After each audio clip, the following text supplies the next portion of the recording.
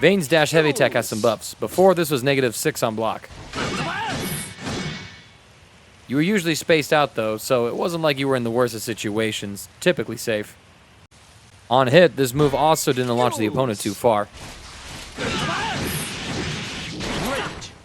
You had about a plus 34 frame situation here. Still outside of 6XL range though. Now, this move is -4 on block.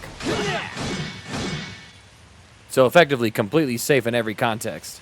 Additionally, the lateral knockback on the third hit has been increased. The opponent is still pretty far away, and you have the same frame advantage as you were before. So, I don't know if this is necessarily a buff or a nerf. It certainly means he's not going to be able to run up as quickly as he was and threaten the same offense as he was before. However, though, he is able to create more space with his opponent, get more corner carry with this move, as well as have more room to throw out a shield. Perhaps this is an ideal spacing for him to actually use this tool for his approach. I'm not too sure. Jumping U has a couple of buffs. It now causes the foe to fall backwards on a grounded counter hit. However, sometimes with the spacing, it can be a little to get any sort of conversion off of this. However, I think the main purpose of this is to make sure that if Vane does hit a grounded opponent with this move and gets a counter hit, he's not going to be abysmally negative. Imagine being negative on hit and you're -11. This is full on punishable on counter hit. So I think this just means that it's safer for Vane to use this move. And he'll want to use it too thanks to its other buff.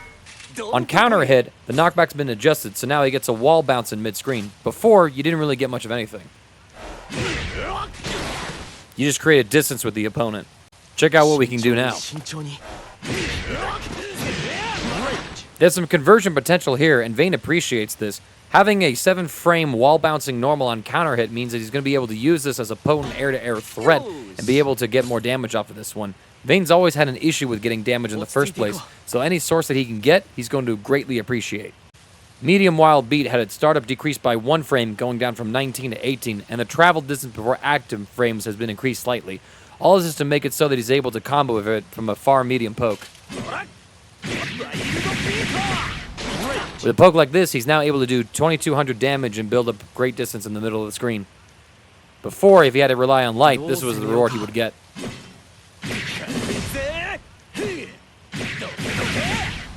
As you can see, sometimes the light version would whiff, and you did 300 less damage than before.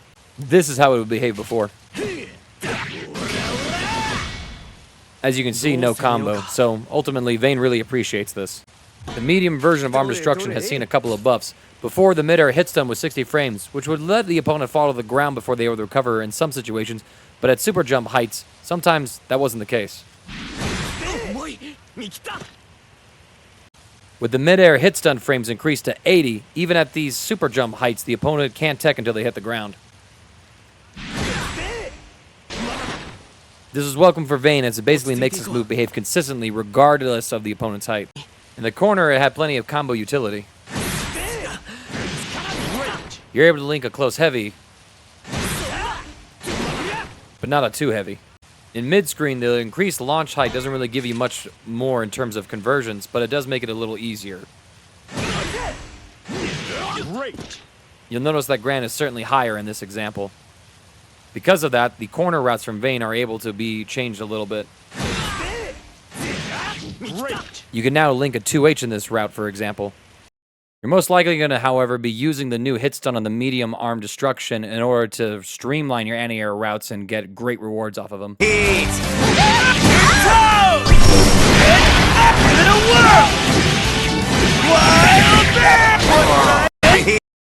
That's one idea.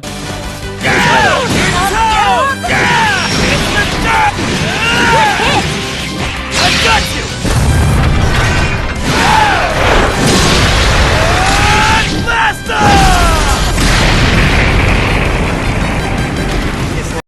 Again, some great ideas to play with.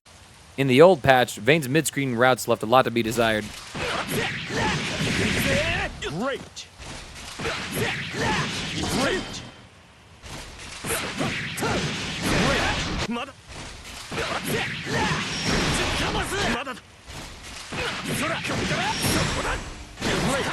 As you can see, pretty much nothing led to extra extension. Now, the heavy version of Arm Destruction has its lateral knockback decrease, which allows for mid-screen follow-ups.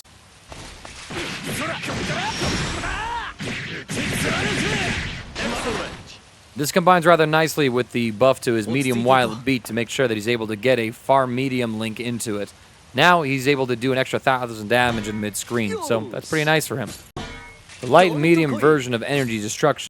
As I was doing some follow-up checks, I thought I was missing some tech here and there, and it turns out I did when it came to the heavy arm destruction's change. As Lag C Knight was able to point out, a micro walk after the heavy arm lets you get a close medium, which definitely increases Vane's combo damage.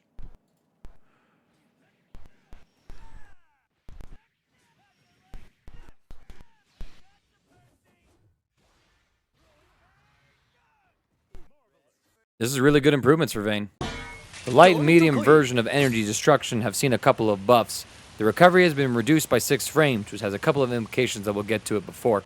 On block, both of these moves were -6. While they usually spaced out and safe, it also meant that Vane was at disadvantage, and so if the opponent was trying to get on the offensive, Vane would already be losing ground for committing to these moves. Additionally, the light version didn't really gain any sort of extra properties on counter hit. There was a ground bounce, but not a substantial one. Similar thing with the medium. The medium does let you link a far M at that range. On normal hit, you are hard pressed to get anything other than maybe a 5L.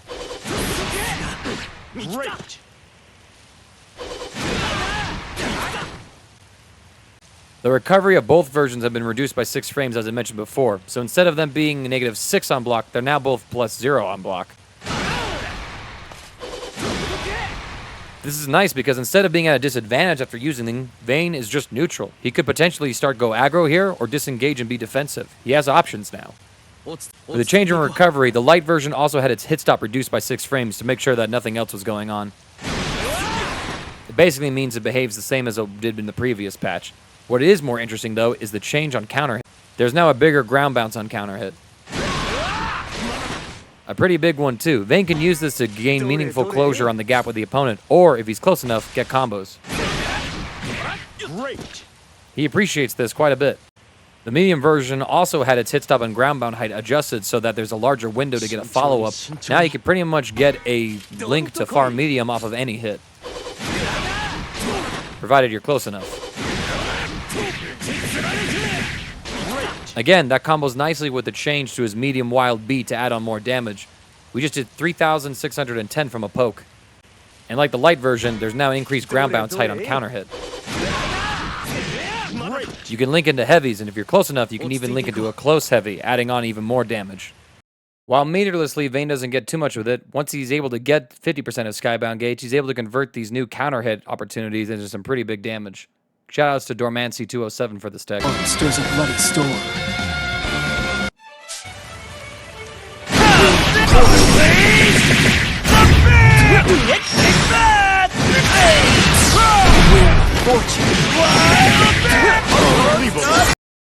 Now this is damage. Courtesy of In Full Moon, if you're close enough to the opponent and you get these counter hits, well then you're able to do a little bit more.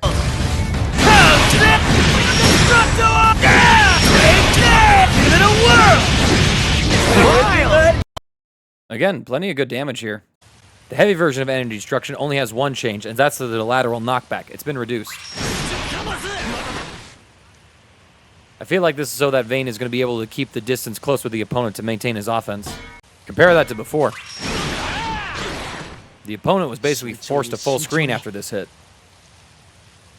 The grounded version of energy destruction has increased ground bounce height as well. This is what it looked like before.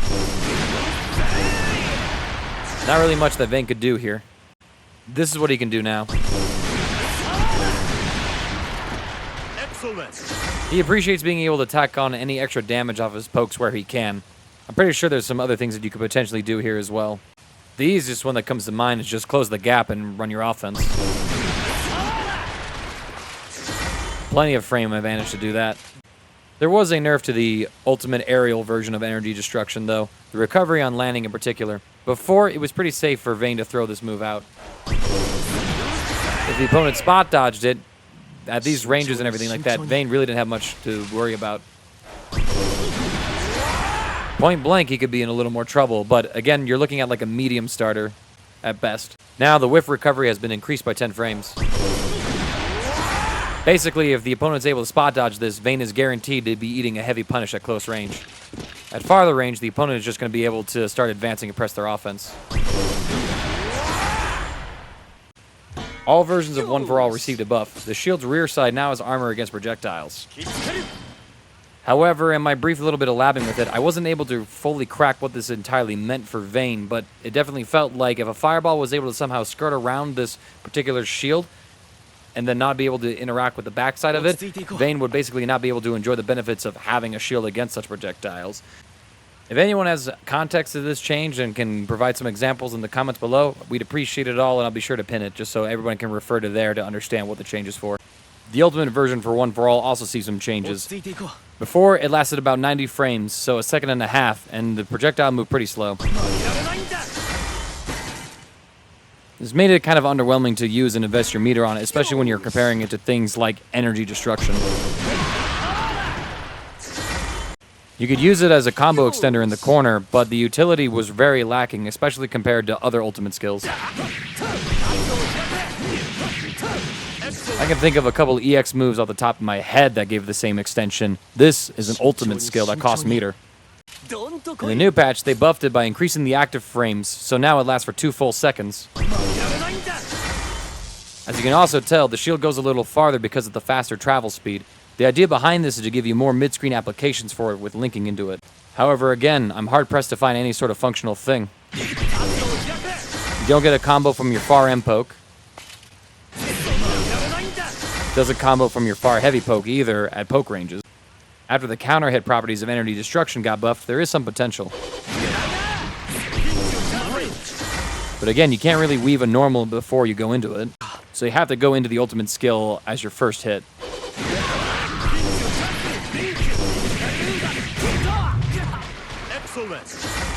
So you can pretty much follow up a combo like that, but I think it's just better to go for 2 ultimate wild beats instead.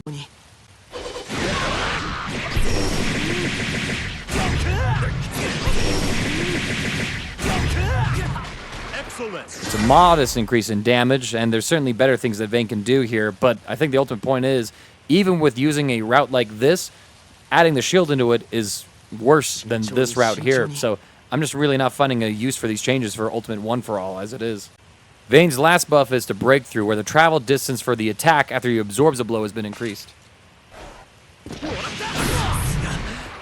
This is what it looks like currently. This is what it looked like before.